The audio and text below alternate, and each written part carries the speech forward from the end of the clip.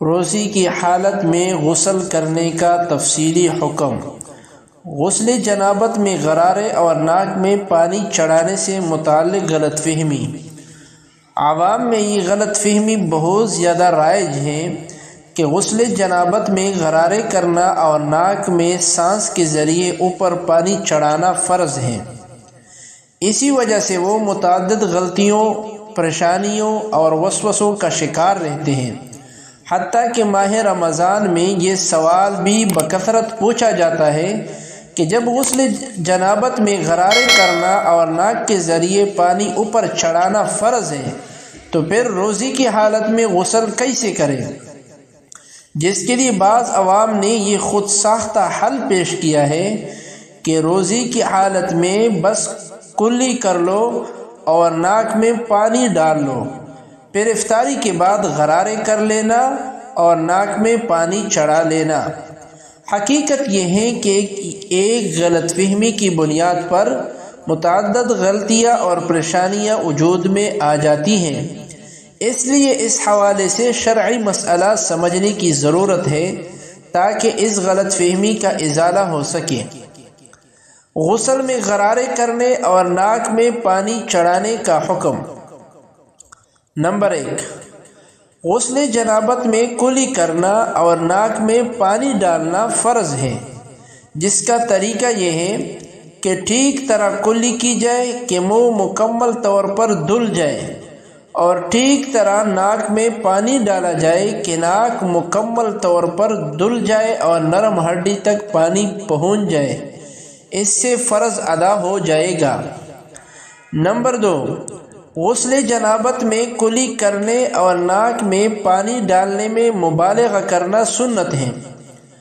کلی کرنے میں مبالغہ کرنے کی صورت یہ ہے کہ خوب اچھی طرح منہ بھر کر کلی کرے یا غرارے کرے، جبکہ ناک میں پانی ڈالنے میں مبالغہ کی صورت یہ ہے کہ ناک کی نرم ہڈی سے کچھ اوپر پانی چڑھا لے۔ اس طرح مبالغہ کی سنت ادا ہو جائے گی۔ یہاں یہ بات واضح رہے کہ یہ مبالغہ کرنا بھی اس شخص کے لیے سنت ہے جو روزے دار نہ ہو، لیکن جو شخص روزے دار ہو تو اس کے لیے حکم یہ ہے کہ غسل کرتے وقت وہ کلی کرنے اور ناک میں پانی ڈالنے میں مبالغہ نہ کرے، کیونکہ اس سے روزہ ٹوٹنے کا اندیشہ ہے۔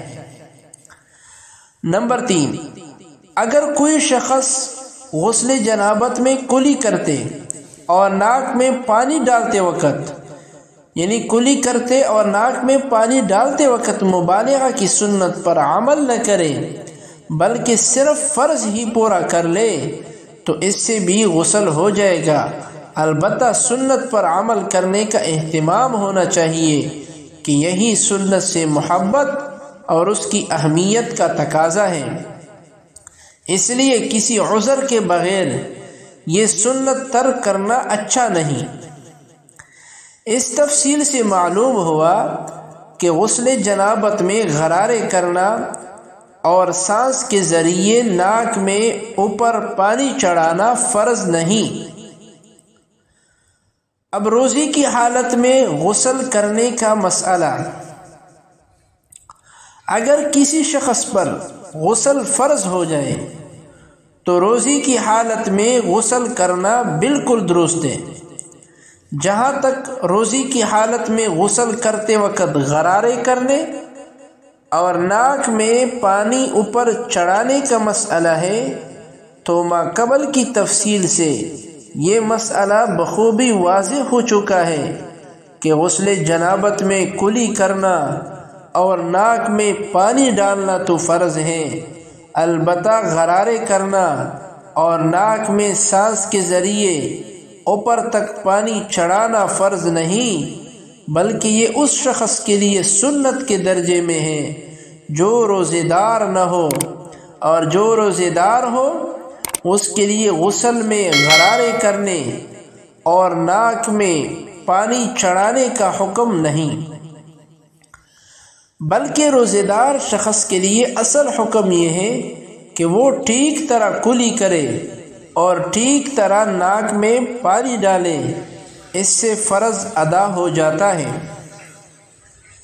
اس لیے اس تفصیل کے بعد روزی کی حالت میں غسل کرنے سے، یعنی اس تفصیل کے بعد روزی کی حالت میں غسل کرنے سے متعلق یہ غلط فہمی دور ہو جانی چاہیے۔ جنابت کی حالت میں روزہ رکھنے کا حکم۔ جنابت کی حالت میں بھی روزہ رکھنا درست ہے۔ اگر کسی شخص کو سحری کے وقت غسل کرنے کی حاجت ہو تو بہتر تو یہ ہے کہ غسل کر کے سحری کر لے، لیکن اگر غسل کرنے کا موقع نہ ہو تو منہ ہاتھ دھو کر سحری کر لے اور غسل بعد میں کر لے، اگرچہ یہ غسل صبح صادق طلوع ہو جانے کے بعد ہی کیوں نہ ہو۔ مسئلہ ماقبل کی تفصیل سے یہ بات بھی معلوم ہو گئی کہ روزے کی حالت میں وضو کرتے وقت بھی کلی کرنے اور ناک میں پانی ڈالنے میں مبالغہ نہ کیا جائے۔ ویڈیو کو لائک اور شیئر ضرور کریں۔